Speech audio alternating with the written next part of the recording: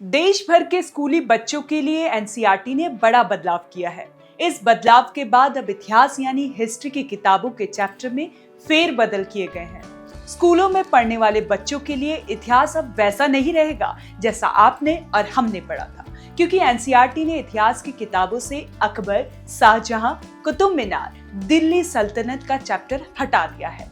अब सवाल यह है कि ऐसा क्यों किया गया? तो आज के एपिसोड में हम आपको विस्तार से इसकी जानकारी देंगे। कहते हैं किसी देश का भूगोल बदला जा सकता है, लेकिन इतिहास नहीं। इतिहास एक स्थायी धारा है जो बीते समय की घटनाओं और अनुभवों का संकलन होता है। लेकिन एनसीईआरटी ने इतिहास के चैप्टर को बदलने की कोशिश में है। अब क्लास में न अकबर का जिक्र होगा, न शाहजहां का, न कुतुब मीनार का और न ही दिल्ली सल्तनत के शासकों की कोई बात होगी, क्योंकि एनसीईआरटी ने अपनी किताबों से इनके चैप्टर को हटा दिया है। अब इनकी जगह बच्चों को महाकुंभ, एक धार्मिक और सांस्कृतिक आयोजन को पढ़ाया जाएगा।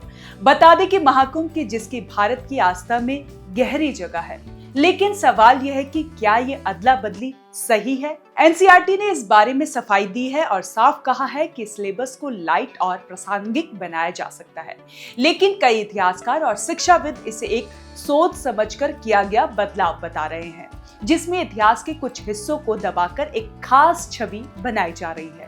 दिल्ली एनसीईआरटी की नई पुस्तकों में कक्षा 7 की किताबों से मुगल और दिल्ली सल्तनत के चैप्टर हटा दिए गए हैं। इन बदलाव के तहत नए अध्यायों में भारतीय राजवंश, पवित्र भूगोल, महाकुंभ और सरकारी योजनाओं पर जोर दिया गया है। ये कदम राष्ट्रीय शिक्षा नीति और राष्ट्रीय पाठ्यक्रम 2023 के अनुरूप है, जो भारतीय परंपराओं, दर्शन, एजुकेशन सिस्टम और स्थानीय संदर्भ पर जोर देते हैं।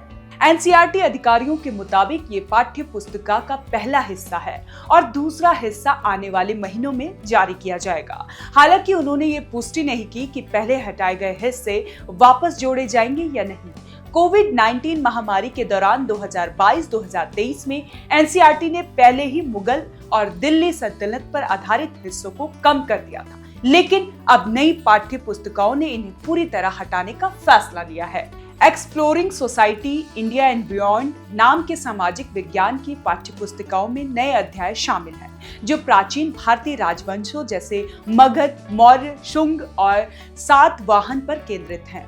नई पाठ्य पुस्तिका में पवित्र भूगोल नाम के अध्याय भी शामिल है, जिसमें भारत के पवित्र स्थानों और तीर्थ यात्राओं के बारे में विस्तार से बताया गया है। इनमें 12 ज्योतिर्लिंग, 4 धाम यात्रा और शक्ति पीठों का वर्णन किया गया है। महाकुंभ मेला जो इस साल प्रयागराज में आयोजित हुआ, उसे भी पाठ्य पुस्तिका में शामिल किया गया है, जिसमें बताया गया है कि इसमें लगभग 660 मिलियन यानी 66 करोड़ लोग शामिल हुए थे।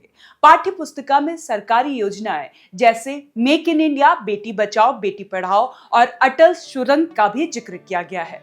भारत के संविधान पर एक अध्याय में बताया गया है कि किस प्रकार 2024 में सुप्रीम कोर्ट ने राष्ट्रीय ध्वज फहराने के अधिकार को नागरिकों के मौलिक अधिकार में सम्मिलित किया था। पाठ्यक्रम में किए गए इन बदलावों का विपक्ष विरोध भी कर रहा है, जहां किताबों के भगवाकरण करने के आरोप लग रहे हैं। एनसीईआरटी के निदेशक दिनेश प्रसाद सकलानी ने पिछले साल एक इंटरव्यू में कहा था कि दंगों के बारे में पढ़ाना बच्चों को नकारात्मक बना सकता है। इतिहास एक बहुपरतीय दास्तान है, उसे छोटा या सुविधाजनक बनाना खतरनाक हो सकता है। बच्चे केवल महाकुंभ जानेंगे, लेकिन उन्हें ये नहीं पता होगा कि लाल किला किसने बनाया।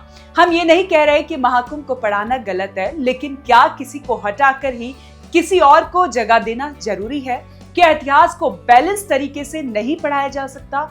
आज का बच्चा कल का नागरिक है। अगर आज वो अधूरा इतिहास पढ़ेगा तो कल वो अधूरी सोच के साथ बड़े होंगे। आपका क्या मानना है? क्या ये बदलाव जरूरी और इतिहास से छेड़छाड़ जरूरी था? नीचे कमेंट बॉक्स में अपनी राय हमें जरूर दें और ये जानकारी आपको कैसी लगी हमें कमेंट कर जरूर बताएं और देखते रहे one nation one group news.